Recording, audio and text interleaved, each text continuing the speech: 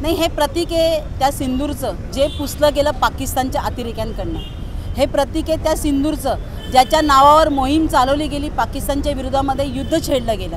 हे प्रतीक आहे ह्या सिंदूरचं की एका स्त्रीच्या मनामध्ये त्या सिंदुराच्या प्रती काय भावना असतात ह्याचं प्रतीक आहे। परंतु मला पूर्णपणे खात्री आहे मोदीजींना सिंदूरची किंमत माहिती नाही आहे, कारण ते स्वतः त्यांच्या पत्नीला सोडून निघून गेलेले आहेत। त्यांना काय माहिती ह्या सिंदुराची किंमत काय असते। ज्यावेळेला एखाद्याचा पती निघून जातो या जगातनं, त्या स्त्रीलाच माहिती त्याचं दुःख काय आहे ते, आणि ते त्यांना कळावं, किमान त्यांच्या मनात कुठेतरी तो कोपरा असेल अशी आम्हाला आशा वाटते। म्हणून आम्ही हे सिंदूर त्यांना पाठवणार आहोत। आज जी एशिया कपमध्ये भारत विरुद्ध पाकिस्तान मॅच होणार आहे, ती मॅच खरं तर होऊ नये असं अनेक राष्ट्रप्रेमी नागरिकांचं म्हणणं आहे। आणि खरं तर मॅच रुकवादी पापा अशी जाहिरात जर एखादी आली असती ती बघायला आम्हाला आवडली असती।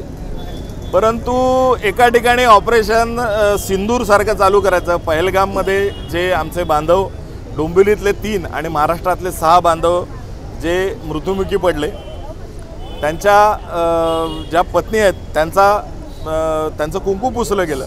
आणि अशा परिस्थितीत जो पाक पुरस्कृत दहशतवाद आहे तो मुळापासून संपवून टाकण्याच्या ऐवजी यांनी अचानक युद्धबंदी केली, त्याची कारणं दिलेली नाहीत।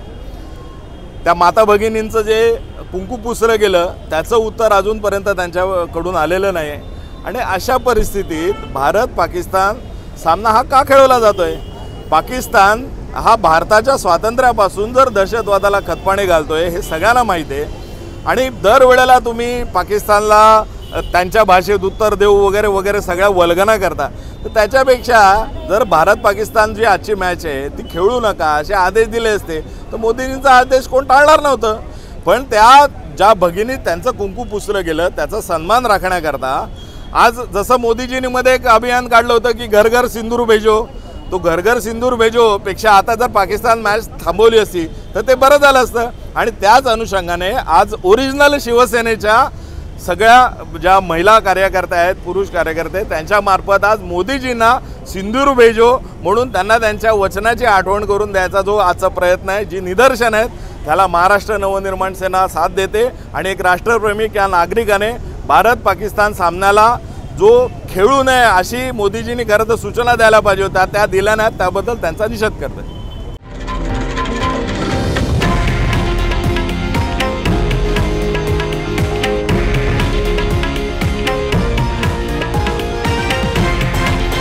हे आहे देशातील नंबर 1 न्यूज नेटवर्क आणि आपण पाहत आहात TV9 मराठी, एकमेव।